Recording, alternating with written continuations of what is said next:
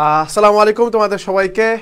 চট্টগ্রাম বিশ্ববিদ্যালয় কিভাবে তোমার হচ্ছে খুব সহজেই মেরিট পজিশনের সামনে আনা যায়, মেরিট পজিশন খুব একশোর মধ্যে আনা যায় এবং কীভাবে এই চট্টগ্রাম বিশ্ববিদ্যালয়ে নিজের করে একটি আসন নেওয়া যায় সেই টেকনিকগুলো শেখাবো। পাশাপাশি তোমাকে বলে দিব এই মেরিট পজিশন সামনে আনার জন্য তোমাকে যেই কাজগুলো করতে হবে সেই কাজগুলো তোমাকে বলবো এবং যেই কাজগুলো করলে তুমি তোমার হচ্ছে যে সাফল্যটা অর্থাৎ তুমি যেটা চাও খুব সহজেই পাবা সেই টেকনিকগুলো বলবো। সময় আছে আরও 4 মাস হাতে। এই 4 মাস সময়ের মধ্যে তুমি কীভাবে পড়াটা গোছাবা, কীভাবে পড়াটা সুন্দর মতো সিস্টেমেটিক্যালি নিবা সেই টেকনিকগুলো বলে দিব আজকের এই লাইভ ক্লাসের মধ্যে। প্রিয় ভাইরা সবাই একটু যুক্ত হবা, প্লাস বন্ধুকে একটু মেনশন করে দিবা, আমরা সবাই মিলে আজকে ক্লাসটা করবো। ঠিক আছে ভাইরা? ওকে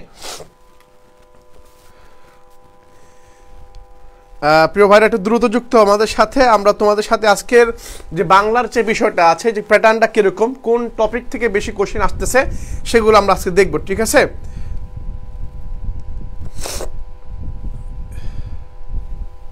এই তো আমি দেখতে পাচ্ছি ইতিমধ্যে অনেকে চলে আসছো।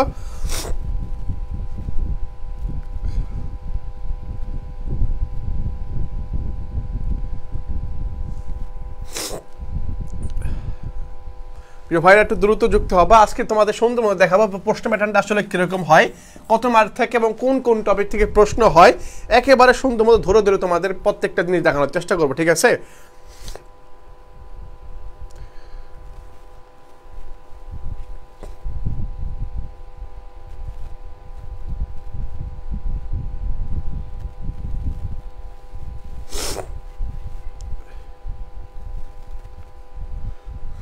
ওকে ভাইরা, তাহলে আমরা একেবারে একটা টু দি পয়েন্টে আসবো। সেটা হচ্ছে দেখতে পাচ্ছ চট্টগ্রাম বিশ্ববিদ্যালয়ের একটা হচ্ছে তোমার হচ্ছে গেটটা, অর্থাৎ যে মেন গেটটা আছে এখান থেকে তোমার হচ্ছে 0 পয়েন্ট দেখা যাচ্ছে এই পাশ দিয়ে, আর এই পাশে এটা হচ্ছে তোমার গ্রন্থ লাইব্রেরি অর্থাৎ গ্রন্থাগার। এই জিনিস দেখতেগুলো পাচ্ছি আমরা। এখন আমরা আসবো এই যে জিকে, তোমার হচ্ছে জিকে বলি, বাংলা বলি, ইংলিশ বলি, যে টপিকগুলো আমরা ইতিমধ্যে আলোচনা করি বা তোমাদের সাথে করেছি, এই জিনিসগুলোকে তুমি খুব সহজেই আত্মস্থ করবা কীভাবে। দেখো এই বাংলা যে টপিকটা আছে, বাংলাতে থাকে কোশ্চেন 30টা। এই 30-এর মধ্যে 28 অহরহ শিক্ষার্থী বা যারা টপ 100-এর মধ্যে থাকে, 100-এর মধ্যে যারা থাকতে চায় তারা দেখবা বাংলাতে 28, কেউ 28, কেউ 25, হ্যাঁ কেউ হচ্ছে 27 এরকম নাম্বার পায়। কীভাবে পায়? ওই যে বললাম, জাস্ট কোশ্চেন প্যাটার্নটা যারা বুঝে ফেলছে, ধরে ফেলছে, তাদের কাছে এগুলো খুব সহজ, ইজি মনে হবে। ঠিক আছে? তো আমি তোমাকে বলবো আগে কোশ্চেন প্যাটার্নটা বোঝো, অনুধাবন করার চেষ্টা করো যে আসলে আমাকে কি পড়া উচিত। আমি গদবাদা সব পড়বো নাকি হচ্ছে জাস্ট কয়েকটা সিলেক্টিভ টপিক পড়বো, সেগুলো থেকে আসবে। হ্যাঁ, তোমার এখন সময় আছে, তুমি ভাবতে পারো যে আমার এখন সব পড়া উচিত, তুমি পড়বা, ঠিক আছে, বাট কোন টপিকগুলো বেশি গুরুত্ব দেয় এই বিশ্ববিদ্যালয়ে? প্রত্যেকটা বিশ্ববিদ্যালয়ে কিছু সাইট আছে, যে সাইটগুলো থেকে প্রতি বছর ওই টপিকগুলো থেকে প্রশ্ন করে। চবিতে এরকম ব্যতিক্রম না, চবিতে এরকম কিছু সাইট আছে যেগুলো থেকে প্রতি বছর ঘুরে ঘুরে প্রশ্ন দিয়ে থাকে। ঠিক আছে? তাহলে এই প্রশ্নগুলো সুন্দর দেখতে হবে তোমাকে। আগে কোন টপিকগুলো আমাকে বেশি গুরুত্ব দেওয়া দরকার, কোনগুলো একটু স্কিপ করা দরকার, এগুলো তোমাকে চিন্তা করতে হবে। কারণ অ্যাডমিশনের ক্ষেত্রে অনেক বড় সিলেবাস থাকে, অনেক বড় সিলেবাস, অসীম সিলেবাস। এবং তুমি এই সিলেবাসের মধ্যে ডুব দিলে তোমাকে খুঁজেই পাওয়া যাবে না। এখন এই সিলেবাসটাকে কীভাবে কাটছাট করে ছোটো করা যায়, কীভাবে 4টা মাসের মধ্যে যেগুলো পড়বা সেগুলো আবার রিভিশন দিতে পারবা কিনা, সেটাও একটা বিষয়। ঠিক আছে? তাহলে আমি বাংলার মধ্যে আসবো এবং তোমাকে প্রত্যেকটা টপিক ধরে ধরে দেখানোর চেষ্টা করবো। ঠিক আছে ভাইরা? ওকে, দেখতে পাচ্ছি প্রিয় ভাইরা অনেকে আমার সাথে যুক্ত হইছ। তাহলে দেখো প্রশ্ন প্যাটার্নটার প্রথম প্রশ্নের মধ্যে আমার আসছে কি, প্রথম প্রশ্ন হচ্ছে আমার এটা। দেখো রবীন্দ্রনাথের ছদ্মনাম থেকে, এমন আমাকে বলো তো যারা যারা পরীক্ষা দিছ, যা দিয়ে বা ফার্স্ট টাইমের দিছো বা সেকেন্ড টাইমের যারা আছো, তারা হয়তো ফার্স্ট টাইমে পরীক্ষা দিয়েছো। এখন রবীন্দ্রনাথের বলো, পরে হচ্ছে কাজী নজরুলের একটা এবার আসছে, কাজী নজরুলের ছদ্মনাম কি ভেঙা আছে, এটা ছদ্মনাম আসছে। তাহলে দেখো রবীন্দ্রনাথের সবসময় আমরা পড়ে আসছি, রবীন্দ্রনাথ ছদ্মনাম হচ্ছে বানু সিংহ পড়ে আসছি, তুমিও পড়েছো, আমরাও পড়ে আসছি। বাট রবীন্দ্রনাথের যে আরও ছদ্মনাম আছে সেটা আমরা জানি না। রবীন্দ্রনাথের যে আরও ছদ্মনাম আছে সেটা আমরা হয়তো জানি না। আচ্ছা, তোমাদের সেই ছদ্মনামগুলো আমি শিখাবো। ঠিক আছে ভাইরা? আমি আজকে সেই ছদ্মনামগুলো আমি তোমাদের দেখাবো। খেয়াল করো, এই রবীন্দ্রনাথের ছদ্মনাম কোনটা, তুমি এটা একেবারে অকপট উত্তর দিয়ে ফেলতে পারবা। তাহলে আমি তোমাকে বলে দেই, তুমি বাংলা টপিকের মধ্যে তুমি যে টপিক সিলেক্ট করবা না, যে আমাকে কোন টপিক পড়া উচিত, কোন টপিক পড়বো, সেই টপিকের মধ্যে তুমি অবশ্যই ছদ্মনাম কি নাম ভাইয়া? ছদ্মনাম। এই টপিকটা রাখবা, 3 স্টার দিয়ে রাখবা, 3 স্টার দিয়ে রাখবা। এই ছদ্মনাম পরীক্ষা প্রতি বছর পরীক্ষা আসছে, হয় কাজী নজরুল, হয় জীবনানন্দ দাশ, হয় পল্লী কবি জসিমউদ্দিন, হয় তোমার হচ্ছে রবীন্দ্রনাথ, হয় বা শওকত ওসমান, বা তোমার হচ্ছে কি ভোরের পাখি। এই ছদ্মনাম দিয়ে পরীক্ষা প্রশ্ন আসে, এগুলো তোমাকে দেখে রাখতে হবে, ঠিক আছে? এগুলো তোমাকে একটু নজর রাখতে হবে যে আমাকে কোনগুলো টপিক বেশি একটু গুরুত্ব দেওয়া উচিত। তাহলে দেখতে পাচ্ছ রবীন্দ্রনাথের ছদ্মনাম কোনটা? আমি জানি, তুমি তো সেটা হচ্ছে কি ভানুসিংহ। সেটা কি? ভানুসিংহ। ওকে, এরপর একটু দেখি, দাও খেয়াল করো। এরপরে দেখি রবীন্দ্রনাথের যে ছদ্মনামগুলো আছে, অর্থাৎ রবীন্দ্রনাথের ভানুসিংহ ছদ্মনাম ছাড়া আর কি কি ছদ্মনাম থাকতে পারে, আর কি ছদ্মনাম আছে সেটা আমরা একটু দেখি। খেয়াল করো, ছদ্মনাম রবীন্দ্রনাথের মোট ছদ্মনাম আছে কয়টা? 9টা। কয়টা ভাইয়া? 9টা। এখন এই ছদ্মনামগুলো তোমাকে একটু মুখস্থ করতে হবে, তোমাকে একটু আত্মস্থ করতে হবে, তোমাকে দেখতে হবে। রবীন্দ্রনাথের মোট ছদ্মনাম হচ্ছে 9টা। কি কি একটু খেয়াল করো, একটু স্পষ্ট করে লেখা আছে, খেয়াল করো। ভানুসিংহ ঠাকুর, ভানুসিংহ ঠাকুর এটা হচ্ছে রবীন্দ্রনাথের একটা ছদ্মনাম, মনে রাখবা। বলে কি? অস্পটচন্দ্র ভাস্কর। দেখছো? কখনো শুনছো রবীন্দ্রনাথের যে ছদ্মনাম এগুলো? অস্পটচন্দ্র ভাস্কর। কখনো শুনছো? শোনো নাই? শুনে রাখো। পরে কি? আন্নাকালী, হে আন্নাকালী পাকরাশি। পরে কি? দিকশূন্য ভট্টাচার্য, নবীন কিসের শর্মন, ষষ্ঠীচরণ দেব শর্মা, বিনি বিনোদ বিদ্যা বিনোদ, বিদ্যা বিনোদ। পরে কি? শ্রীমতী কনিষ্ঠা, শ্রীমতী মধ্যমা, শ্রীমতী কনিষ্ঠা, শ্রীমতী মধ্যমা। এই যে নামগুলো বলছি এগুলো সবগুলো হচ্ছে রবীন্দ্রনাথ ঠাকুরের ছদ্মনাম। মানে রবীন্দ্রনাথ ঠাকুর 9টা ছদ্মনামে লেখালেখি করতেন। চিন্তা করো, দেখছো? 9টা ছদ্মনামে কি করতে? লেখালেখি করতে। তাহলে রবীন্দ্রনাথের ভানুসিংহ ছাড়া আর ছদ্মনাম আছে, একটু মনে রাখবা। পারলে একটু নোট করে নিতে পারো, সুন্দর মতো এই জিনিসগুলো একটু দেখে রাখবা, হ্যাঁ? কারণ পরীক্ষা হয়তো প্রতি বছর ভানুসিংহ দিয়ে আসে, হয়তো একবার পরীক্ষায় দিয়ে দিল শ্রীমতী মধ্যমা, পরীক্ষায় দিয়ে দিল, তখন কি করবা? তুমি জানো নাই, শোনো নাই। শ্রীমতী মধ্যমা কার ছদ্মনাম? এই যে আজকে দেখে নিলা, আজকে শিখে নিলা, ভবিষ্যৎ তারা ভুলবো না, ঠিক আছে ভাইরা? ওকে, মোট ছদ্মনাম কয়টা? 9টা দেওয়া আছে, সুন্দর মতো মুখস্থ করে নিবা। পরবর্তী আসি, দেখো পরবর্তী প্রশ্নটা কি, সবগুলো সুন্দর মতো তোমাকে দেখাবো আজকে। সওগাত কি বলছে? সওগাত, এই সওগাত শব্দের অর্থ কি? সমর্থক, দেখো পারিভাষিক শব্দ, পারিভাষিক শব্দ, এই পারিভাষিক শব্দ, পাশাপাশি বাগধারা, বাগধারা, বাগধারা, আর হচ্ছে কি আমার হচ্ছে সমর্থক শব্দ, হ্যাঁ সমর্থক শব্দ। এই যে 3টা টপিক প্রতি বছর আসে, আর মাঝে মাঝে এক কথা প্রকাশ থেকে একটা মাঝে মধ্যে আসে, এক কথা প্রকাশ থেকে মাঝে মাঝে আসে, কিন্তু রেগুলার এই যে পারিবারিক শব্দ, বাগধারা আর সমর্থক শব্দ, এই 3টা টপিক থেকে প্রতি বছর ঘুরে ঘুরে ঘুরে ঘুরে প্রশ্ন আসতেছে, ঘুরে ঘুরে ঘুরে ঘুরে প্রশ্ন আসছে। হয় প্রথম কিছু আসে এই যে পারিবারিক শব্দ, আর কি কি এক কথায় প্রকাশ, যেটাকে আমরা বাক্য সংকোচন বলি, এক কথায় প্রকাশ। হচ্ছে কি প্রবাদ বাক্য আছে না, প্রবাদ ইংলিশে অনুবাদ, ওরা কি আছে? অনুবাদ, হ্যাঁ অনুবাদ আছে। ওই যে একটা শব্দ আছে যে শব্দটা দিয়ে সকাল বোঝায় বা বিকাল বোঝায়, ওই শব্দটা ওই কবিতার মধ্যে আছে, ঠিক আছে? ওই কবিতার মধ্যে আছে। এখন বলতে হবে যে কবিতাটা কি।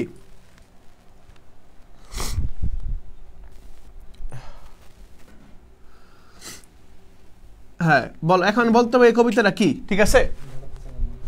ওকে, তাহলে দেখো নেট সমস্যা হয়েছিল ভাইয়া, একটু দেখা যাচ্ছে নেট সমস্যা হয়েছিল। ওকে, তাহলে আমি কি বললাম? তাহলে আমি তোমাকে এটা বোঝানোর চেষ্টা করলাম যে সোনার তরী যেটা আছে, এই সোনার তরী তোমার হচ্ছে মানে এই কবিতা থেকে এখান থেকে আসছে।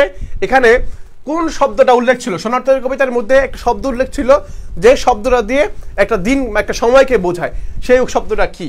সেই শব্দটা কি তুমি জানো হয়তো। সেই শব্দটা হচ্ছে এই যে দেখো, খেয়াল করো, এই শব্দটা হচ্ছে যে দেখো একটা কবিতা, সোনার তরী কবিতা, কিছু উদ্ধৃতি দিলাম তোমাকে, দেখো উক্তি দিলাম। কি বলছে? একখানি ছোট ক্ষেত আমি একেলা, চারিদিকে বাঁকা জল করিছে খেলা, পরপারে দেখি আঁকা, পরপারে দেখি আঁকা তরু ছায়া মসি মাখা, গ্রামখানি মেঘে ঢাকা, প্রভাত বেলা। কি বেলা?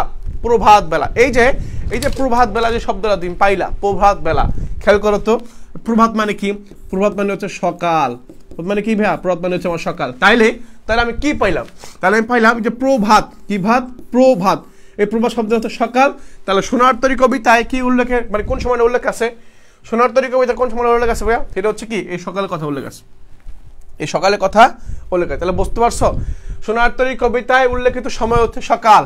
এখন তুমি যদি দেখো ভাই সকাল পড়ার লাইন, সকালটা তো ওখানে উল্লেখ নেই, সেজন্যই তোমাকে বলি তোমার যে টেক্সট বই অর্থাৎ মূল বইয়ের যে তোমার হচ্ছে এইগুলা শব্দগুলো আছে, অর্থাৎ কবিতার যে শব্দার্থগুলো আছে সুন্দর মতো পড়ে ফেলবা, যে কোনটা শব্দ অর্থটা কি বোঝাচ্ছে, এটা দ্বারা আসলে কি বোঝাচ্ছে, একটু ডিটেলস পড়বা। যদি না পড়ো তাহলে ধরা খাবা, বুঝতে পারছো? দেখছো, যেমন তুমি যদি খোঁজো দুপুর, বিকাল, সকাল, রাত, সনাতনী শব্দের মধ্যে এরকম মানে শব্দই নাই, এরকম শব্দই নাই। ওকে, পরবর্তী দেখি, খেয়াল করো, এগুলো দেখালাম, কবিতা ছন্দ দেখালাম, তোমাকে দেখো পর দেখো, আত্মাকে চিনলেই আত্মনির্ভরতা আসে, আত্মনির্ভরতা আসে। তোমাদের একটা টেকনিক শেখা যায়, একটা জিনিস বলে দিই তোমাদেরকে, প্রতি বছর এমন কোনো বছর নাই, আমার পথ, কি পথ, আমার পথ, এই আমার পথ গল্পটা খুবই ছোট, 1 পৃষ্ঠা 1.5 পৃষ্ঠা একটা গল্প। এই 1.5 পৃষ্ঠা গল্প থেকে প্রতি বছর ছবির ডি ইউনিটে প্রতি বছর যারা ডি ইউনিটে পরীক্ষা দেওয়া, প্রতি বছর ডি ইউনিটে পরীক্ষায় প্রশ্ন আসছে। আমার পথ গল্প থেকে প্রতি বছর একটা করে প্রশ্ন আসছে, হয় সেটা গল্প, হয় সেটা লেখকের পরিচিতি থেকে আসছে। আমি আবার বলতেছি, আমার পথ যেটা আছে, আমার পথ থেকে প্রতি বছর প্রশ্ন আসছে, হয় সেটা গল্প থেকে, না হয় সেটা কবির পরিচিতি, অর্থাৎ কাজী নজরুল ইসলাম সম্পর্কে পরীক্ষা প্রশ্ন আসে। বুঝতে পারছো? কাজী নজরুল সম্পর্কে পরীক্ষা প্রশ্ন আসে। তাহলে আমার আত্মাকে চিনলেই আত্মনির্ভরতা আসে, এই উক্তিটা কার? হ্যাঁ, তুমি জানো এই উক্তিটা কার ভাইয়া? এই যে আত্মাকে চিনলেই আত্মনির্ভরতা আসে, এটা হচ্ছে আমার পথ গল্পের। কোন গল্প ভাইয়া? আমার পথ গল্পের থেকে এটা নেওয়া হয়েছে, আত্মাকে চিনলে আত্মনির্ভরতা আসে। আর আমার পথ গল্পের লেখক হচ্ছে কাজী নজরুল ইসলাম। শেষ, কাজী, এই যে উনি কাজী নজরুল ইসলাম, হ্যাঁ, কাজী নজরুল ইসলাম। তাহলে বুঝতে পারছো, আত্মাকে চিনলেই আত্মনির্ভরতা আসে, এটার সঠিক উত্তর হচ্ছে কাজী নজরুল ইসলাম। কে বলছে? কাজী নজরুল ইসলাম বলছে। কোথায় বলছে?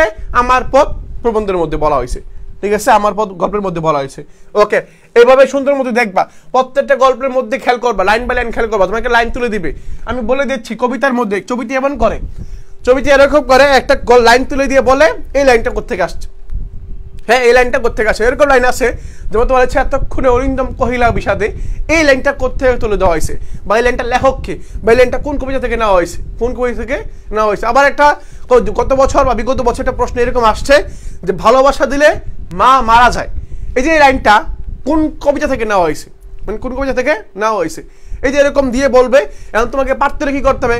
কবিতা পড়তে হবে। তুমি একবার পড়লে কখনো এগুলো পারবা না, কখনোই পারবা না, তোমাকে 2 বার 3 বার 4 বার 5 বার 6 বার 7 বার পড়তে হবে।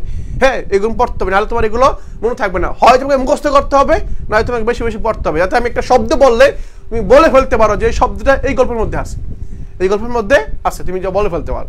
এভাবে পড়তে হবে, তাহলে দেখবা সুন্দর মতো, তোমাকে ঠেকাইতে পারবে না। ওকে, পরে হচ্ছে এটা কি আমাদের আগে সিউ ড্রিম ব্যাচ, এটা ফার্স্ট টাইমার সেকেন্ড টাইমার সবার জন্য ক্লাস সংখ্যা থাকবে। বিডি পুরো প্রিপারেশন হবে, ভর্তি পরীক্ষার আগ পর্যন্ত ক্লাস চলবে, একবারে রেগুলারলি ক্লাস হবে ইনশাআল্লাহ। পরে দেখো, বাক্যে কমা অপেক্ষা বেশি বিরতির প্রয়োজন হলে কোন জ্যোতিচিহ্ন বসে? এখন এই জ্যোতিচিহ্ন না, পরীক্ষা এভাবে আসে, জ্যোতিচিহ্ন, কি চিহ্ন? জ্যোতিচিহ্ন। এই জ্যোতিচিহ্ন যেটা আছে এর আলাদা নাম আছে, আলাদা কি আছে? নাম আছে। জ্যোতিচিহ্ন আরেক নাম হচ্ছে কি? ছেদচিহ্ন। খেয়াল রাখো, ছেদচিহ্ন। এর ছেদচিহ্ন আরেক নাম আছে, সেটা হচ্ছে কি? বিরাম চিহ্ন। ঠিক আছে? তাহলে জ্যোতিচিহ্ন যেটা, ছেদচিহ্ন যেটা, বিরাম চিহ্ন যেটা, সবগুলো কি একই নাম, একই জিনিস, লাউ আর কদুর মতো। মানে জ্যোতিচিহ্ন যেটা, ছেদচিহ্ন যেটা, বিরাম চিহ্ন যেটা, সবগুলো কি একই নাম মতো। আমি আবার বলতেছি, পরীক্ষা হয়তো আজকে দিছে জ্যোতিচিহ্ন দিয়ে, ভবিষ্যতে পরীক্ষায় যেটা আসতে পারে বা তোমাদের টাইমে দিতে পারে বিরাম চিহ্ন বা ছেদচিহ্ন দিতে পারে। এখন পরীক্ষায় ভাবে আসতে পারে যে জ্যোতিচিহ্ন, হ্যাঁ, জ্যোতিচিহ্ন ব্যাকরণে কোন অংশ আলোচনা করা হয়, পরীক্ষা আসতে পারে। জ্যোতিচিহ্ন ব্যাকরণে কোন অংশ আলোচনা করা হয়? সেটা হচ্ছে বাক্য তত্ত্বে, মনে রাখবা, বাক্য তত্ত্বে এটা হচ্ছে আলোচনা করা হয়, মনে রাখবা। হ্যাঁ, জ্যোতিচিহ্ন বাক্য তত্ত্বের মধ্যে আলোচনা করা হয়, ঠিক আছে? এখন আসি, বাক্যের কমা অপেক্ষায় বেশি বিরতি প্রয়োজন হলে কোন চিহ্ন বসে? এখন কমা হচ্ছে এক বলতে যতটুকু সময় লাগে, এক বলার যতটুকু সময় লাগে, এটা হচ্ছে কমা বসে। এখন এক বলার দ্বিগুণ সময় কখন আমরা ইউজ করি বলতো? প্রশ্নটি ঘুরাই করছে, মানে প্রশ্নটা সরাসরি করে না, একটু ঘুরাই করছে। কিভাবে ঘুরাই করছে তোমাকে বুঝাই বলি। দেখো, আমরা জানি কমা যেটা কমা, এই কমার জন্য এক বলতে যতটুকু সময় লাগে, ততটুকু সময় আমরা থামি। কিন্তু প্রশ্নের মধ্যে বলা হয়েছে কমার চেয়ে বেশি বিরতির প্রয়োজন হলে, তার মানে কি? এক বলতে মানে কি? এক বলার চেয়ে বেশি, তাহলে এক বলার চেয়ে বেশি শুধুমাত্র একটা চিহ্নের মধ্যে ব্যবহার হয়। মানে এক বলতে যতটুকু সময় লাগে এর দ্বিগুণ সময়, অর্থাৎ এর চেয়ে বেশি সময় লাগে শুধুমাত্র একটা চিহ্নে, সেটা হচ্ছে সেমিকোলন। সেটা কোন কোলন? সেটা হচ্ছে সেমিকোলনে। যেটা হচ্ছে সেমিকোলন। তাহলে সেমিকোলন চিহ্নটা দেখতে কিরকম, সেমিকোলন হচ্ছে এই যে এটা হচ্ছে এই যে সেমিকোলন, এটা হচ্ছে সেমিকোলন, বুঝছো? মানে এরকম দিয়ে, এই যে এরকম দিয়ে পরে হচ্ছে এই যে এরকম এরকম, বুঝছো? এই যে এরকম এরকম, এর উপরে একটা থাকে, পরে নিচে একটা এরকম থাকে, বুঝতে পারছো? এই যে এরকম থাকে, আর এরকম থাকে আর কি, বুঝছো? এরকম একটা উপরে থাকে, একটা এরকম, এই যে এরকম, পরে হচ্ছে এরকম। এখন দেখাই তোমাকে সেমিকোলন, বুঝতে পারছো? এখানে প্রশ্নটা কিন্তু ডিরেক্টলি বলা নাই যে এক বলতে দ্বিগুণ সময় বা এক বলার দ্বিগুণ সময় থামার জন্য কোন চিহ্নের ব্যবহার হয়, এটা বলে নাই, একটু ঘুরাই বলছে, একটু একটু ক্রিটিক্যাল করে একটু ঘুরে বলছে, যাতে পরীক্ষায় ফলাফল একটু কনফিউশন হয়, ঘাবড়ে যায়, উত্তর ভুল করে চলে আসে, ওনাদের মানে মেধাবী ছাত্র নেওয়ার জন্য সহজ হয়ে যায় আর কি, এইভাবে করে আর কি, বুঝছো? চালাকি এভাবে করে, তোমাকে ধরতে হবে সেই জিনিসগুলো সুন্দর মতো, তাহলে দেখবা এইগুলো সামান্য বিষয়। দেখো এই যে কমা, কি বলছি, এই যে কমা, এই যে কমা, যেটা কমা, দেখো জ্যোতিষিনের নাম এই সব দেওয়া আছে শাটল প্রশ্নবেগের মধ্যে, শাটলের মধ্যে, ঠিক শাটলের মধ্যে এই মাসের মধ্যে যারা আমাদের সেকেন্ড টাইম গোল্ডেন ব্যাচের মধ্যে আছো, পাশাপাশি হচ্ছে টার্গেট সিউ ড্রিম ব্যাচের মধ্যে যারা আছো, ড্রিম ব্যাচের মধ্যে যারা আছে এবং যারা মানে হচ্ছে, তারা এই মাসের মধ্যে কোশ্চেন ব্যাংকটা আমাদের হাতে আসবে, আমরা তোমাদের বাসায় সুন্দর মতো একবারে একটা একটা সবাই পাঠাবো, একটু সময় লাগবে, সবাই পেয়ে যাবো ইনশাল্লাহ। তাহলে দেখো কমা, এই কমা আকৃতিটা কিরকম, এই এরকম কমা বলতে এক বলতে যে সময় লাগে এই সময় থামতে হবে, এতটুকু সময় তোমাকে থামতে হবে। উদাহরণ চিহ্ন কখন ব্যবহার হয়, উদাহরণ চিহ্নটা হচ্ছে কোনো মানুষের কথা যখন কোট করবা, মনে করো সে বলছে, যেমন আত্মাকে চিনলে আত্মনির্ভরতা আসে, তখন আমি কি বলবো, কোট করে দেবো, এভাবে কোট করে দেবো সুন্দর মতো, কথাটাকে কি দেবো, এইভাবে আটকাই দেবো, মানে উদাহরণ চিহ্নের মধ্যে কি করবো, আমি ইনডাইরেক্ট কমাতে আটকাই দিব যে এই কথাটা হচ্ছে একজন ব্যক্তি, যেটা আমার কথা না, সেজন্য আমরা কি করবো, উদাহরণ চিহ্ন ব্যবহার করবো, এক বলতে ততটুকু সময় লাগে এটা। পরে দেখো সেমিকোলন, এই সেমিকোলন, এই যে এক বলার দ্বিগুণ সময় লাগে, এক বলার দ্বিগুণ সময় লাগে, দাঁড়িয়ে হচ্ছে প্রায় 1 সেকেন্ড, আর কোলন হচ্ছে এক বলার প্রায় দ্বিগুণ সময়, এক বলার কোলনের, সরি এটা ভুল আসছে, এক বলতে যাচ্ছে কোলন কমে উদ্ধার করে এক বলার মধ্যে এক, জাস্ট এক, এনে এক হবে, হ্যাঁ ঠিক আছে ভাইরা, ওকে। তাহলে এই উত্তর পেয়ে গেছি, আমরা উত্তর পেয়ে গেছি যে আসলে কোন জিনিসটা হবে, কি হবে না হবে সবগুলো বলছি, কোলন পেয়ে গেছি, কোলন হচ্ছে এক বলার প্রায় দ্বিগুণ সময়, এক বলা সরি এক বলতে তো 2 সময় লাগে আর কি, এটা ঠিক আছে, ওকে। তার পরবর্তী দেখি আমরা, এখন আসো, এখন দেখি কি বলছে, ভিন্নার্থক শব্দ যুগল, সরি এখানে 9 হবে, 9 কোনটা, ভিন্নার্থক শব্দ যুগল 9 কোনটা, খেয়াল করো তো, মানে ভিন্নার্থক শব্দ যুগল 9, এই যে দেখো ভিন্নার্থক শব্দ যুগল 9 কোনটা, এভাবে একটু দেখো, চিন্তা করো, আমি তোমাকে প্রত্যেকটা অক্ষর ভেঙে ভেঙে দেখাবো, তোমার সহজ হয়। তাহলে এরকম দেখো যুগল আসবে, যুগল দিয়ে, হ্যাঁ এরকম যুগল পরীক্ষা আসবে, বলবে সমার্থক যুগল কোনগুলা বা ভিন্নার্থক যুগল কোনগুলা, আলাদা করতে হবে। দেখো খেয়াল করো, এখন বলছে ভিন্নার্থক মানে আলাদা অর্থ, মানে এখানে দুইটা শব্দ দেওয়া আছে, এই দুইটার অর্থ সেম না, ভিন্নার্থক শব্দ যুগল 9 হবে, হ্যাঁ এখানে 9, ভিন্নার্থক শব্দ যুগল 9। প্রশ্নটাকে বোঝো, প্রশ্নের বস্তু উত্তর করতে পারবা। খেয়াল করো কি বলছে, ভিন্নার্থক মানে আলাদা, শব্দ যুগল মানে দুইটা শব্দ আলাদা, 9 মানে দুইটা শব্দের অর্থ সেম, মানে কি আলাদা নয়, মানে একই, আলাদা নয় মানে কি একই, অর্থাৎ এখানে প্রশ্নটা হবে এরকম, কোন নিচের কোনটার অর্থ, মানে কোন দুইটার অর্থ প্রায় সেম, মানে একই রকম। এখন দেখো খেয়াল করো, কপাল আসি, কপাল মানে কি ভাগ্য, কপাল মানে ললাট, দেখছো এই যে কপাল মানে ভাগ্য, হ্যাঁ ভাগ্য, তাহলে আর কপাল মানে হচ্ছে গাল, এখন কপাল মানে হচ্ছে গাল আর কপাল মানে হচ্ছে কপাল, ভাগ্য। এখন কপাল আর গাল কি সেম জিনিস, আলাদা না ভাইয়া? তাহলে প্রশ্নটাতে মিলছে, ভিন্নার্থক শব্দ কোনটা, মিলছে মিলে না, ভিন্নার্থক 9 হবে এখানে, 9 কোনটা, তাহলে মানে এটা মিলে নাই, তাহলে এটা কি আলাদা হয়ে গেছে, তাহলে এটা বাদ। ফরাসি কুল আর কুল, দেখো একটা হচ্ছে কুল, কয়রসুকার কুল কুল, আর একটা হচ্ছে কয় দীর্ঘকার কুল, এভাবে কুল। এখন এই যে কুল যেটা, এটা মানে হচ্ছে বংশ, কি ভাইয়া, এটা মানে হচ্ছে মানে কি বংশ, এটা মানে হচ্ছে বংশ। আর এই কুল হচ্ছে নদীর কুল, নদীর তীর, কুল মানে কি, এটা হচ্ছে তীর, এটা হচ্ছে আমার কি নদীর তীরবর্তী যেগুলো থাকে আর কি। তাহলে এই যে কুল, এই কুল মানে বংশ, আর তীর কি সেম জিনিসটা, তাহলে এটাও বাদ। পরে আসি, পরে দেখো খেয়াল করো কি বলছে, বর্ষা মানে কি, এই যে বর্ষা দিয়ে আঘাত করে, বর্ষা যেমন হচ্ছে তীর তরোয়ার মধ্যে থাকে, এগুলো বায়ু করে ঠাস করে ঢুকাই দেয় এরকম, এই যে এগুলো হচ্ছে বর্ষা, এগুলো কি বর্ষা, আর এই বর্ষা মানে বর্ষাকাল, এটা কি এটা ঋতু আমাদের, তাহলে দুটোর অর্থ কি সেম না আলাদা। পরে আসি, পরে কি বলছে, দিবাসু পিবাসু, এই যে দিবাসু আর হচ্ছে বিবাসু, দিবাসু মানে সূর্য, দিবাসু মানে সূর্য, বিবাসু মানে সূর্য, দুইটা অর্থই সেম। এই দুইটা হচ্ছে সূর্য সমার্থক শব্দ, এই দুইটা হচ্ছে কি সূর্যের সমার্থক শব্দ। তাহলে এই টপিকটা কোন থেকে আসছে? এই টপিকটা আসছে সমার্থক শব্দ থেকে। সমার্থক শব্দ বা প্রতিশব্দ, কি শব্দ? প্রতিশব্দ বা সমার্থক শব্দের টপিক থেকে এই পরীক্ষাটা প্রশ্ন আসছে। তার মানে তোমাকে এগুলো গুরুত্ব দেওয়া উচিত, তোমাকে এগুলো পড়া উচিত। তাহলে কপল কপল, কপাল কপল, কুল কুল, বর্ষা বর্ষা, দিবস বিবাসু, হ্যাঁ দিবাসু দিবাপসু আর বিবাপসু একই অর্থ।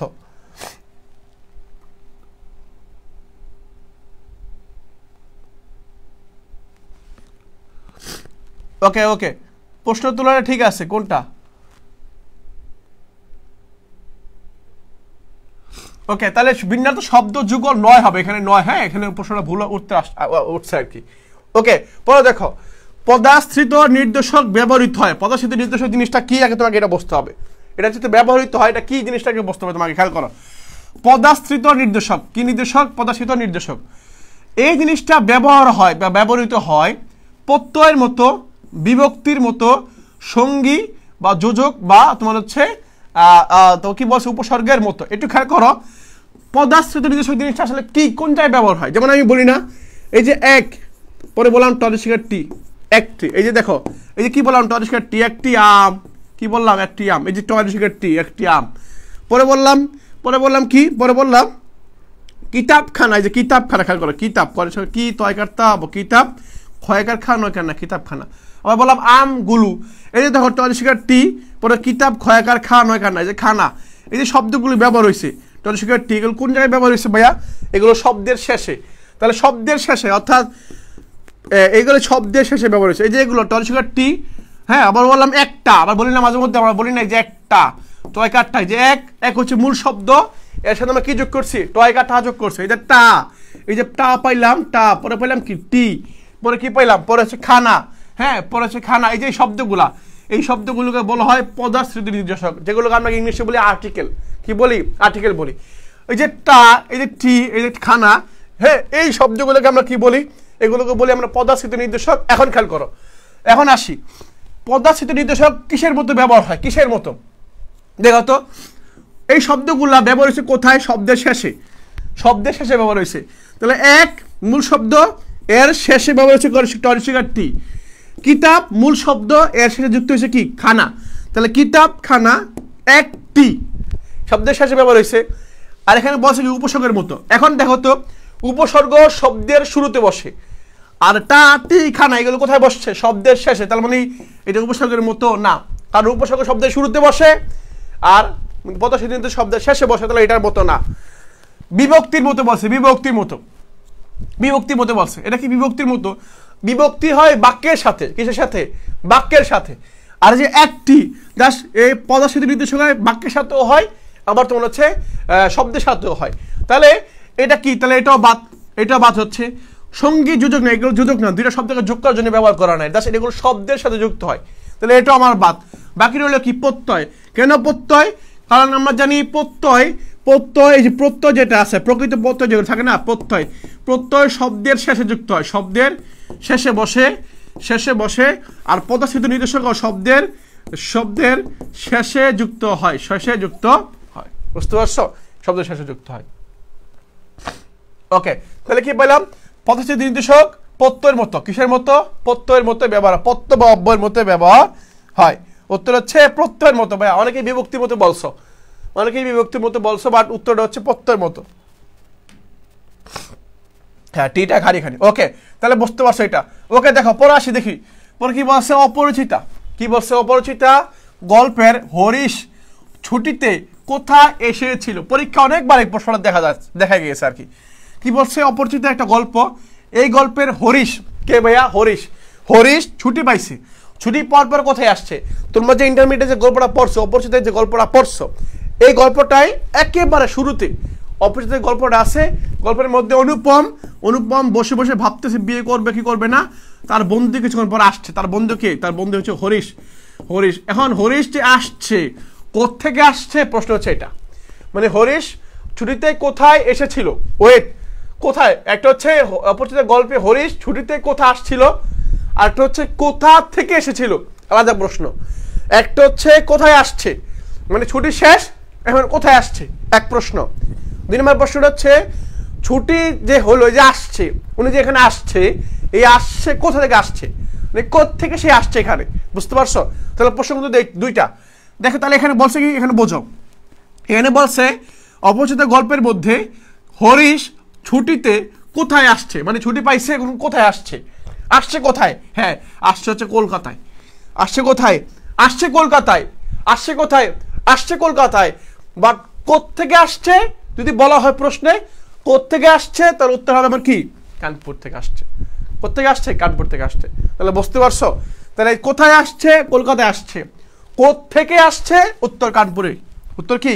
কানপুর হবে, কানপুর হবে। ঠিক আছে, তাহলে আশা করি এটা বুঝতে পারছো। ওকে ওকে, পরে এখন আসি হরিশ। এই হরিশ যেটা, এই হরিশ এই ব্যক্তিটা হচ্ছে রসিক টাইপের মানুষ। কি এটা? এই ব্যক্তির হচ্ছে কি, রসিক টাইপের মানুষ। পরে এই যে আসে মাঝে মধ্যে অপরিচিত গল্পের মধ্যে কোন ব্যক্তিটা রসিক বা কোন চরিত্রটা রসিক, সেটা হচ্ছে কি, হরিশ। এরপর পরীক্ষা আসতে পারে হরিশ, হরিশ কাজ করে কোথায়? কাজ করে কোথায়? কানপুরে কাজ করে। এবং হরিশের একটা গুণ আছে, হরিশ আসর জমাতে, কি জমাতে? আসর জমাতে অদ্বিতীয়। আসর জমাতে কি? অদ্বিতীয়। হরিশ আসর জমাতে অদ্বিতীয়, বুঝতে পারছো? তাহলে এই হরিশের এগুলো গুণ, এগুলো হচ্ছে হরিশের গুণ। ওকে, পরে আসি।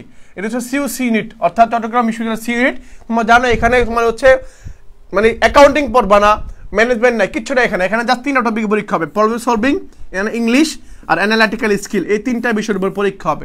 তারা পরীক্ষা অ্যাকাউন্টিং পরীক্ষা দেবে, এখানে ফেল করবা। এখানে অ্যাকাউন্টিং এর পরীক্ষা হবে না, এখানে জাস্ট ভিঙ্গ আঙ্গিকে একেবারে সহজ ভাই। তোমার কাছে মনে হতে পারে প্রবলেম সলভিং কঠিন, একেবারে সহজ, একেবারে সহজ। অ্যানালিটিক্যাল স্কিল তোমার কাছে মনে হতে পারে অনেক কঠিন, অনেক কঠিন, বাট এটা অনেক সহজ, অনেক সহজ, অনেক সহজ। ঠিক আছে, মানে একবার দুবার ক্লাস করে আমাদের ক্লাসগুলো দিচ্ছে, এগুলো দেখিও, দেখবা বিগত বছর প্রশ্নগুলো দেখিও, অনেক সহজ ভাই, অনেক সহজ। ঠিক আছে, ওকে, ঠিক আছে ভাই, এগুলো তোমাদের দেখালাম। পরবর্তী আসি। বল কি বলছে? একখানা মেষ বেশে ছিল আকাশে।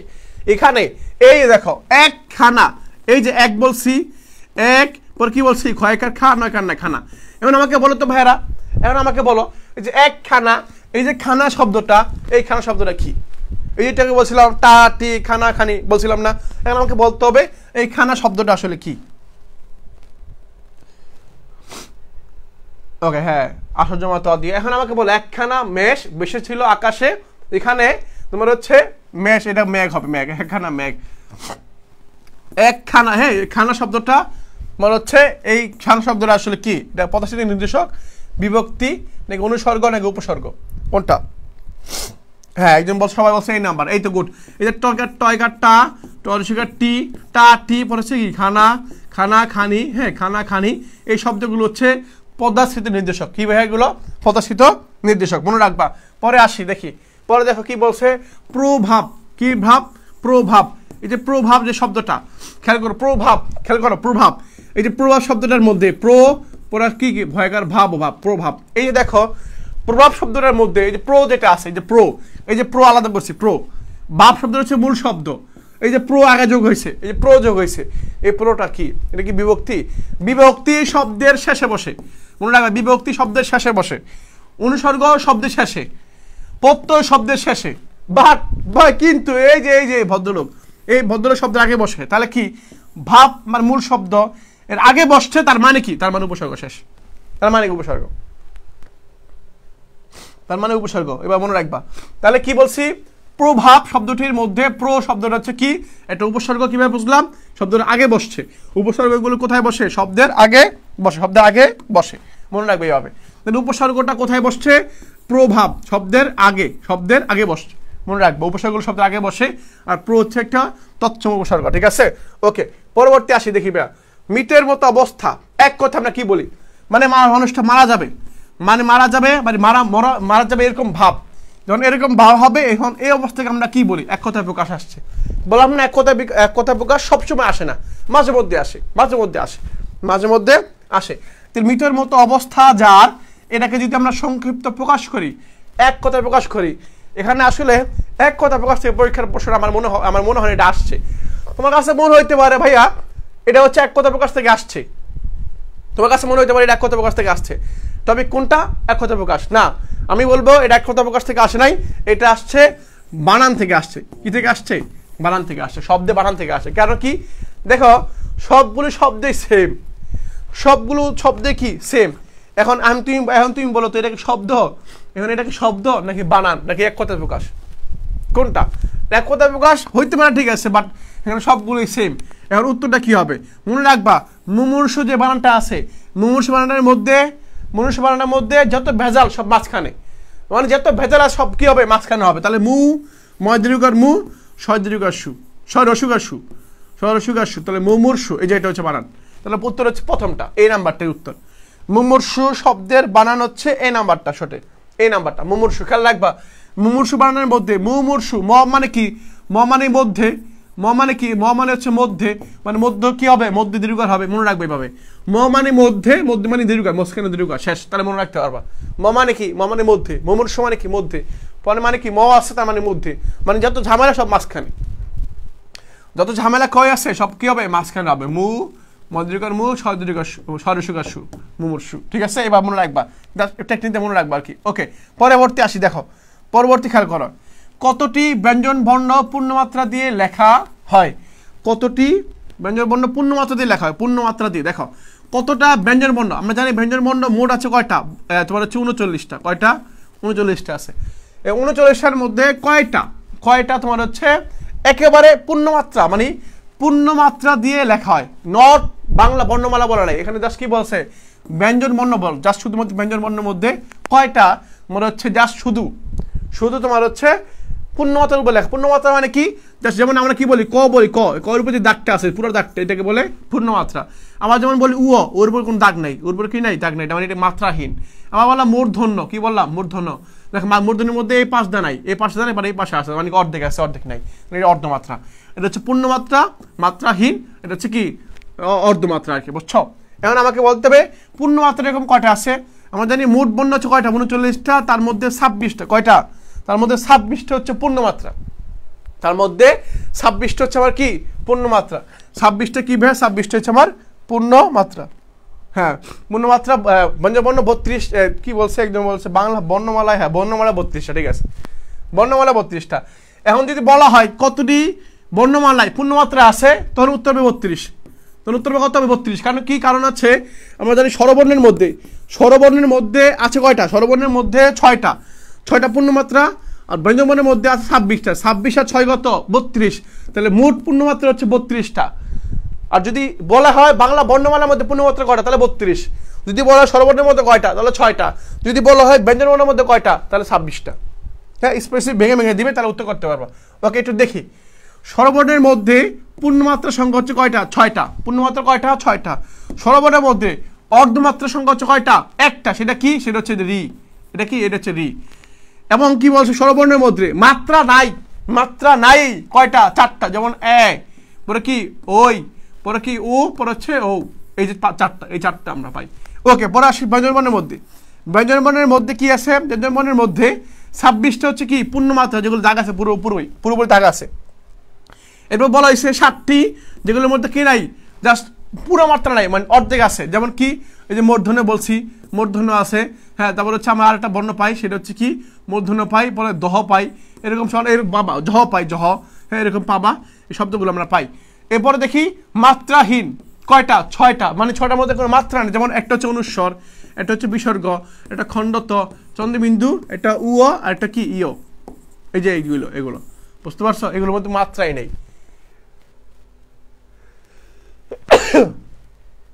ওকে, তাহলে এগুলো মাত্রা নেই। তারপর দেখি এখন আসি যদি বর্ণমালা বলা হয়, পরীক্ষা যদি বর্ণমালা বলা হয়, বর্ণমালা 32টা, পূর্ণমাত্রা 32টা, অর্ধমাত্রা হচ্ছে 8টা, আর মাত্রা হচ্ছে কয়টা, 10টা। তাহলে 32 আর 8 হচ্ছে 40, 40 আর 10 হচ্ছে 50। তাহলে মোট বর্ণমালা কয়টা, বর্ণমালার সংখ্যা কয়টা, 50টা। এবার বর্ণমালার সংখ্যা কয়টা, 50টা। ওকে, এবার মনে রাখবা আর কি, ঠিক আছে। পরে আসি দেখো, এখন খেয়াল করো কি বলছে, বিধবা শব্দে বি উপসর্গটি কি অর্থে প্রয়োগ হয়েছে। বিধবা শব্দের মধ্যে এই যে বি উপসর্গ যেটা আছে, এটা কিভাবে ব্যবহার হয়েছে খেয়াল করো। বিধবার মধ্যে ভেঙে লিখি বি শব্দটা, বি পরে কি ধবা মানে হচ্ছে স্বামী। ধবা মানে কি, স্বামী। ধবা মানে হচ্ছে স্বামী। এখন এই বি শব্দটা খেয়াল করো, বোঝো, তুমি বোঝো তাহলে উত্তর করতে পারবা। তুমি আগে বোঝো, ধবা মানে স্বামী, আর বি মানে কি? এখন বিধবা বলতে আমরা কি বুঝি? বিধবা বলতে আমরা কি বুঝি? যার স্বামী নাই, যার স্ত্রী নাই, এরকম না। যার কি নাই? যার স্বামী নেই। কি নেই? স্বামী নেই। স্বামী নেই, স্বামী আর কি, স্বামী নেই। তার মানে কি? ধবা মানে হচ্ছে স্বামী, বি দ্বারা কি বোঝাচ্ছে? নাই বোঝাচ্ছে, নাই। বি দ্বারা কি বোঝাচ্ছে? নাই বোঝাচ্ছে। তাহলে উত্তরটা কি হবে? ইতিকার অর্থ না, নেই অর্থ বোঝাচ্ছে। তাহলে উত্তর কি হচ্ছে? নেই অর্থে। তাহলে কি? ধবা মানে স্বামী, আর বি মানে কি? বিধবা মানে হচ্ছে নাই, স্বামী নাই। তাহলে ধবা মানে স্বামী, বি বোঝাচ্ছে কি? নেই, নেই অর্থ বোঝাচ্ছে। তাহলে উত্তর হচ্ছে নেই। উত্তর হচ্ছে নেই। বুঝতে পারছো কিভাবে হইলো এটা? এভাবে উত্তর করবা, এভাবে সুন্দর সুন্দর উত্তর করে ভরবা, কোনো সমস্যা হবে না ভাই, একবার পানির মতো সহজ হবে। ঠিক আছে? ওকে ওকে, ঠিক আছে। তাহলে পরেরটা আসি, দেখো পরেরটা আসি। পরে কি বলছে? সেকুলারিজম। সেকুলারিজম, এই সেকুলারিজম শব্দের পারিভাষিক শব্দ হচ্ছে, এই শব্দটার পারিভাষিক শব্দ কোনটা, মানে এর অর্থ কোনটা? যার কোনো ধর্ম নাই, যার কোনো নিয়ম নীতি নাই, ধর্ম নাই, তাকে আমরা কি বলি? সেকুলারিজম বলি। তার মানে কি? যার কোনো ধর্ম নাই, তার মানে সেই ধার্মিকতা না। যার ধর্ম নাই সেই ধার্মিকতা হবে কেমনে? হবে কেমনে? সে কি নাস্তিক হবে? নাস্তিক হবে? নাকি হচ্ছে ধর্মহীনতা হবে? নাকি ধর্ম নিরপেক্ষতা? মানে সে কি? সে কোনো মানে সব নিরপেক্ষ, কোনো ধর্মের পক্ষে না, সে কোনো ধর্মের পক্ষে না। নাস্তিক মানে হচ্ছে কি? অস্বীকার করা, অর্থাৎ অস্বীকার করা, না মানা, না মানা, অস্বীকার করা, না মানা, এরকম হচ্ছে নাস্তিক। ধর্মহীনতা নাকি ধর্ম নিরপেক্ষতা? দেখো সেকুলারিজম শব্দের অর্থ হচ্ছে কি? সেকুলারিজম শব্দের অর্থ হচ্ছে ধর্ম নিরপেক্ষতা, ধর্ম নিরপেক্ষতা। ঠিক আছে? ধর্ম নিরপেক্ষতা। ওকে, পরবর্তী দেখি। দেখো সেকুলারিজম অর্থ কি? ধর্ম নিরপেক্ষতা। পরে কি? সিডলিং, সিডলিং, সিডলিং চারা। পরে কি? সেন্সিবল, বিচক্ষণ। পরে কি বলছে? কি? সিসমোলজি, ভূমিকম্প বিদ্যা পরীক্ষা আসে, সিসমোলজি, সিসমোলজি। পরে দেখো সেন্সিটিভ বললাম, স্পর্শকাতর। আর সিকোয়েন্স মানে হচ্ছে ক্রম। সিকোয়েন্স মানে কি? ক্রম। জাস্ট এভাবে থাকবে, সিকোয়েন্স মানে ক্রম। ওকে, অর্থগত দিক থেকে বাংলা শব্দ কত প্রকার? মানে অর্থগত দিক থেকে যদি বলি বাংলা শব্দ মানে কত প্রকার হচ্ছে? 2 প্রকার, 3 প্রকার, 4 প্রকার, 5 প্রকার। একটু খেয়াল করো, একটু মনে রাখবা। অর্থগত দিক থেকে আমরা জানি শব্দের, এই শব্দ তোমার হচ্ছে মনে রাখবা, শব্দ জাস্ট এই শব্দ, শব্দের অর্থ, অর্থগত দিক থেকে শব্দ কয় প্রকার কিন্তু যদি কয় তাহলে বাবা এটা ভাববা, জাস্ট মনে রাখবা। গাও 235, গাও 235, এটা মনে রাখতে পারলে এগুলো পানি, তোমার কাছে পানি মনে হবে। গাও 235, তার মানে কি? গতে হচ্ছে গঠন, গতে গঠন, অতে হচ্ছে অর্থ, অতে হচ্ছে অর্থ, অশ্বতে হচ্ছে উৎস, অশ্বতে কি? উৎস। তাহলে শব্দের অর্থ অনুসারে শব্দ 3 প্রকার, গঠন অনুসারে, অর্থ অনুসারে, উৎস অনুসারে। এখন কি বলছে? অর্থগত দিক থেকে, তার মানে কি? দেখো খেয়াল করো, গতে গঠন, গতে 2 নম্বর মানে কি? গঠন অনুসারে শব্দ 2 প্রকার। অ মানে কি? 2 নম্বর বর্ণের মধ্যে আছে। অ মানে কি? অর্থ, অর্থ কয় প্রকার? 3 প্রকার। আর উৎস মানে কি? উৎস মানে সর্বশেষ, এটা 5 নম্বর। তাহলে অনুসারে শব্দ হচ্ছে 5 প্রকার।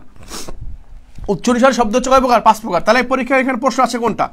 পরীক্ষা আসছে অর্থগত দিক থেকে, অর্থগত দিক থেকে বাংলা শব্দ কয় প্রকার? উত্তর হচ্ছে 3 প্রকার। উত্তর কয় প্রকার? 3 প্রকার। এটা হচ্ছে কি? এটা হচ্ছে যৌগিক শব্দ। কি শব্দ? যৌগিক শব্দ। এটা হচ্ছে রূঢ় শব্দ, রূঢ় শব্দ। আর এটা হচ্ছে যোগরূঢ় শব্দ। এটা কি? যোগরূঢ়, যোগরূঢ় শব্দ। ঠিক আছে? যোগরূঢ়, রূঢ় বা যৌগিক শব্দ, এই 3টে হচ্ছে অর্থগত দিক থেকে শব্দের প্রকার। অর্থগত দিক থেকে শব্দের 3 প্রকার। একটা হচ্ছে কি? যৌগিক। আর যদি বলে গঠন অনুসারে শব্দ কয় প্রকার? উত্তর হচ্ছে 2 প্রকার। একটা হচ্ছে সাধিত, আর একটা হচ্ছে মৌলিক। আর যদি বলা হয় উৎস অনুসারে কয় প্রকার? উৎস মানে শব্দ কোত্থেকে আসছে, উৎস অনুসারে শব্দ কয় প্রকার? তার উত্তর হবে 5 প্রকার। তখন কয় প্রকার? তখন উত্তর হবে 5 প্রকার। তখন আমার উত্তর হবে 5 প্রকার। ঠিক আছে? তখন উত্তর হবে 5 প্রকার। ওকে, তাহলে উত্তর কি হয়? অর্থগত দিক থেকে 3 প্রকার। উত্তর হচ্ছে 3 প্রকার। ওকে, পরে আসি। কোন লিপি থেকে বাংলা লিপির উদ্ভব ঘটেছে? পরীক্ষা আসে কোন লিপি থেকে বাংলা লিপিটা আসছে। এখন একটু ক্রিটিক্যালি একটু অ্যানালাইসিস করি, একটু ব্যাখ্যা করি, তাহলে তোমার কাছে এগুলো পানির মতো সহজ হবে। ঠিক আছে? একটু ব্যাখ্যা করি। দেখো কোন লিপি থেকে আসছে। লিপি মানে কি? লিপি মানে লেখার ধরন। ওকে, কোন লিপি থেকে আসছে? আমরা জানি বাংলা ভাষা আসছে এই ব্রাহ্ম লিপি থেকে আসছে। তোমরা জানো, অনেকেই জানো বাংলা লিপি আসছে ব্রাহ্ম লিপি থেকে আসছে। ঠিক আছে? এখন খেয়াল করো, এই যে পরীক্ষার প্রশ্ন আসছে, বাংলা লিপি আসছে ভারতীয় লিপিমালা থেকে, ভারতীয় লিপি থেকে বাংলা লিপি আসছে, লিপি থেকে বাংলা লিপি আসছে। তাহলে বাংলা লিপি কোত্থেকে আসছে? ভারতীয় লিপি থেকে আসছে। সেই জন্য ভারতের কথার সাথে আমাদের কথা মিলে। ওকে, এখন আসি ভারতীয় লিপি আবার 2 ধরনের। কয় ধরনের? 2 ধরনের। একটা হচ্ছে কি? একটা হচ্ছে ব্রাহ্মী লিপি, একটা হচ্ছে ব্রাহ্মী লিপি, আর একটা হচ্ছে কি? খরষ্ঠী, খরষ্ঠী। এটা হচ্ছে খরষ্ঠী লিপি, ঠিক আছে, ব্রাহ্মলিপি খরষ্ঠী লিপি। এই যে দুইটা শাখা, ভারতীয় লিপির দুইটা শাখা, ভারতের মানে বাংলা ভাষাটা আসছে ভারতীয় লিপি থেকে আসছে, ভারতীয় লিপি থেকে আসছে। এই ভারতীয় লিপির আবার দুইটা শাখা, একটা হচ্ছে ব্রাহ্মলিপি, একটা হচ্ছে খরষ্ঠী লিপি, ঠিক আছে। ব্রাহ্মলিপি থেকে বাংলা ভাষার মানে যে এটা আসছে, বাংলা ভাষা লিপিটা আসছে, এটা সরাসরি এখান থেকে আসছে, এখান থেকে আসছে। এই লিপির আবার তিনটা শাখা আছে, কটা শাখা? তিনটা। একটা কি? একটা হচ্ছে সারদা, এটা হচ্ছে নাগর, এটা কি একটা নাগর, আর একটা হচ্ছে কুটিল, এটা কি, আর একটা হচ্ছে কুটিল, ঠিক আছে, কুটিল, সারদা, নাগর, কুটিল, তিনটা শাখা আছে, বুঝতে পারছো? ব্রাহ্মলিপি হচ্ছে যেটা বাম দিক থেকে লেখা শুরু হয়, বাম দিক থেকে, আর খরষ্ঠী হচ্ছে ডান দিক থেকে যেটা লেখা হয়, ডান দিক থেকে যেটা লেখা হয়, যেমন আরবি, উর্দু, ফার্সি এগুলো। ওকে, পরে কি বলছে দেখো, পরে বলা হয়েছে অভিধানে কোন শব্দটি আগে বসবে, পরীক্ষা এগুলো আসে, অভিধানের মধ্যে কোন শব্দটা আগে বসবে, কোন শব্দটা আগে বসবে, এগুলোর প্রশ্ন উত্তর বার্তা যেটা করতে হবে। দেখো অভিধানের মধ্যে কোন শব্দটি আগে বসবে। এখন দেখো এখানে সবগুলো কি আছে, চয়কার চা দিয়ে আছে, চয়কার চা, চ দিয়ে আছে, চয়কার চা, চয়কার চা, চয়কার চা, পরে কি চয়কার চা। এখন খেয়াল করো, দেখো এখন দেখো তো এই শব্দগুলির মধ্যে পরে কি আছে, ক আছে, পরে কি চাকু আছে, চাপা আছে, চাটি আছে, পরে কি চাল আছে। এখন চাকু, চাপা, চাটি, খেয়াল করো তো, একটু খেয়াল করো তো কোন শব্দের আগে বসবে, একটু খেয়াল করলে বুঝতে পারবে কোন শব্দের আগে বসবে। চন্দ্রবিন্দু কিন্তু শব্দের শেষে বসে, চন্দ্রবিন্দু যে শব্দগুলো আছে এগুলো কিন্তু সবার শেষে যাবে, সবার শেষে চলে যাবে। এই তো তাহলে মানে কি, চন্দ্রবিন্দু যে শব্দগুলো আছে এগুলো আগে চলে আসবে। দেখো খেয়াল করো, দেখো চন্দ্রবিন্দু যেগুলো সেগুলো আগে চলে আসবে। তাহলে কি এখানে যে চন্দ্রবিন্দুগুলো আছে কি গেছে, চয়কাচ্চা, তাহলে এগুলো বাদ, আমার এগুলো বাদ। ওকে বাদ। চন্দ্রবিন্দু যেহেতু কোনটার মধ্যে, চাপার মধ্যে, চয়কাচ্চা, চয়কার পা, চাপার মধ্যে আছে, আর চয়কাচ্চা টরিষ্কারটি চাটির মধ্যে আছে। এখন দেখো তো চা চা, এখানে চয়কাচ্চা চয়কাচ্চা আছে, বাট এখানে পয়কার পা, এখানে টরিষ্কারটি। এখন দেখো তো ব্যঞ্জনের মধ্যে ক আগে না প আগে, অবশ্যই ট আগে, অবশ্যই ট আগে। তুমি আকার শিখার পরে দেখবা এটা তোমার ট আগে না প আগে, অবশ্যই ট আগে, তার মানে এটা আগে আসবে, শেষ শেষ। তাহলে উত্তর হচ্ছে এটা সি নাম্বারটা, উত্তর হচ্ছে সি নাম্বারটা। এবার উত্তর করে ফেলবা, শেষ। এরপর আসি, এটা আসি, এটা হচ্ছে সর্বশেষ কোশ্চেন। কি বলছে, মৃত্যু শব্দের সমর্থক শব্দ নয় কোনটা। ওরে বাপরে বাপ, বলে নাই যে মৃত্যু শব্দের সমর্থক শব্দ কোনগুলা বলো, তুমি পারতা, বাট এখানে বলছে নয় কোনটা, বাই করো। মহাপ্রস্থান, প্রস্থান মানে থেকে এক জায়গা থেকে আরেক জায়গায় যাওয়া, মৃত্যু মানে কি এক জায়গা থেকে আরেক জায়গায় যাওয়া, আমরা জানি ইসলাম ধর্ম অনুসারে মৃত্যু মানে কি ইন্তেকাল, মানে প্রস্থান করা। হ্যাঁ, পরে কি বলছে, এই যে দেখো দেহত্যাগ, দেহত্যাগ মানে কি মরণ, ইন্তেকাল মানে তো বুঝি আমরা, ইন্তেকাল করেছেন, ইন্তেকাল মানে মারা যাওয়া, তার মানে অর্থ বাদ যাচ্ছে কোনটা, এই যে মানুষ লোক, মানুষ লোক মানে হচ্ছে কি মন, মন মানসিকতা, এগুলো মন। তাহলে মানে কি মৃত্যু শব্দের সমর্থক শব্দ নয় কোনটা, উত্তর হচ্ছে আমার এই মানুষ লোক, ঠিক আছে, উত্তর হচ্ছে আমার মানুষ লোক, বি নাম্বারটা। এখন বি নাম্বার যেহেতু উত্তর হচ্ছে, এখন একটু দেখি মৃত্যু শব্দের সমর্থক শব্দ বা প্রতিশব্দগুলো দেখি আমরা। কি বলছি, মরা, ইন্তেকাল, বিনাশ, মরণ, নাশ, নিধন, নিপাত, প্রয়ণ, পরলোক গমন, সর্বলাভ, তারপরে কি দেহত্যাগ, প্রাণত্যাগ, লোকান্তরী প্রাপ্তি, পঞ্চত্ব প্রাপ্তি, চিরবিদায়, জীবনাবসান, তারপরে কি জীবনাস্থ, দেহান্ত, লোকান্তর, দেহাবসান, পরে কি কালনিদ্রা, কালনিদ্রা, মারা যাওয়া, পটল তোলা, আর সে মহাপ্রয়ণ। মানে এই শব্দগুলো দ্বারা বোঝায় যা মৃত্যু, কি বোঝায়, মৃত্যু বোঝায়। এই ছিল আজকের, জাস্ট তোমাদের বোঝাইলাম। এই টপিকগুলো পরীক্ষা আসে, এইভাবে সুন্দর মতো দেখবা, তুমি সুন্দর মতো দেখে নাও, ধরে নাও যেগুলো দেখা যায় তোমাদেরকে সুন্দর মতো বুঝে। আমার একটাও কোশ্চেন আমার নিজের করা না, সবগুলো চট্টগ্রাম বিশ্ববিদ্যালয় কর্তৃপক্ষ করেছে, এবার পরীক্ষা প্রশ্নগুলো আসে। তাহলে তুমি সুন্দর মতো এগুলো দেখে নিবা, যাতে ভবিষ্যতে যে পরীক্ষাগুলো হবে তুমি আত্মস্থ করতে পারো, তুমি বুঝতে পারো যে আমাকে কী পড়া উচিত, কোনগুলো টপিকগুলো বেশি গুরুত্ব দেওয়া উচিত, ঠিক আছে ভাইরা? তাহলে আমি আর দীর্ঘায়িত করবো না, আজকে ক্লাসটা ছিল এই পর্যন্তই ক্লাসটা ছিল। আশা করি তোমরা সবাই বুঝতে পারছো, তোমরা সবাই বুঝতে পারছো, যে আশা করি সবাই বুঝতে পারছো। একটু বলো আমাকে ভাইয়ারা যে ভাইয়া আসলে বুঝতে পারছি।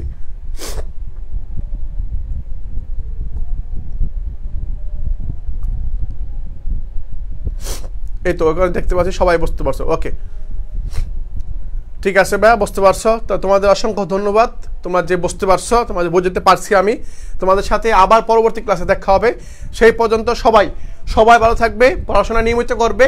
আমরা আগামী একবার ভর্তি পরীক্ষা আগ পর্যন্ত তোমাদের সাথে আছি ইনশাল্লাহ। ভর্তি পরীক্ষা আগ পর্যন্ত তোমাদের সাথে অক্লান্ত পরিশ্রম করে যাবো, জাস্ট লেগে থাকতে হবে, তোমাদেরকে লেগে থাকতে হবে, লেগে থাকলে তুমি পেয়ে যাবে ইনশাল্লাহ, ঠিক আছে? আল্লাহ হাফেজ ভাইয়া, আসসালামু আলাইকুম। পরবর্তী ক্লাসে দেখা হবে, আল্লাহ হাফেজ, আসসালামু আলাইকুম।